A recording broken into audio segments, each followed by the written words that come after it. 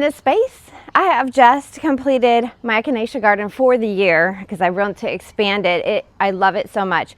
Something that you need to think about that would be helpful when choosing plants. We do think about shade and sun, but do we think about water requirements?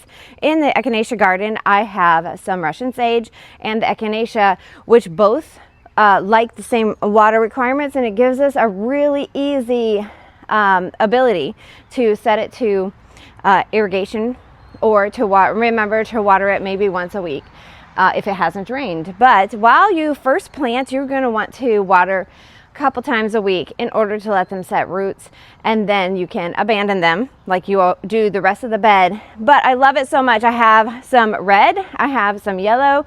I just planted an additional yellow. I have 3 purpurias that I have grown from seed for myself, and they're doing so well. Some better than others, but we want full sun. They love the heat.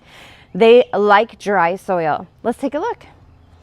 Over here, I planted these a week and a half ago. These are a double, and you see how big and bulgy they are. They're excellent. These are Strawberry Deluxe.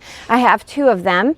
Over here, this is one that I planted last year that's also yellow. Don't know the name. It has decided to come back since I've planted these 2. Right here, I have an orange. It's called a Sun Seekers Pumpkin Pie. I have 2 of those. One right here, I kind of split them up. Back here next to the other Strawberry Deluxe, I have the Cheyenne Spirit. So it has a variety of colors. I'm not sure what it will turn into. In the back are the ones that I planted from seed. This one is doing so excellent, and it's giving us its first bloom, the purpurias. This one, I'm not sure why we have only 1 stalk, but we'll just kind of take what it can give us. And then back here, I have another one next to the Russian sage. Moving forward, this one was planted last year and has returned. Echinaceas are perennial. They will return for you every year, most of the time, if they're properly taken care of.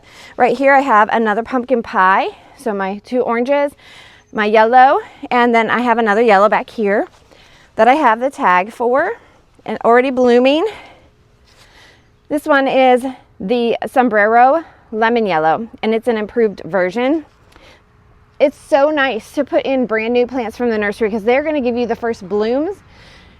The ones that return, they're going to provide blooms a little bit later because they're naturally waking up. Now right here, this is returned from seed.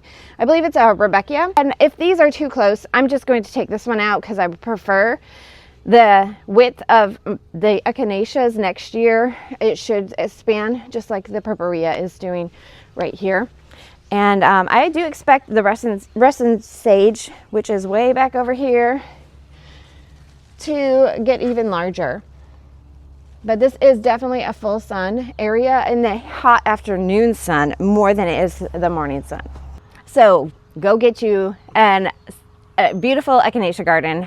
Create it a little bit every year because they do come back. You can also get a white, which I have on my property as well. And they are all actually in a container, and they don't get watered all winter long, so they do very, very well. And I wanted to encourage you to do that because your water requirement is super easy. Put it in the blazing sun and they will do well. Follow for more.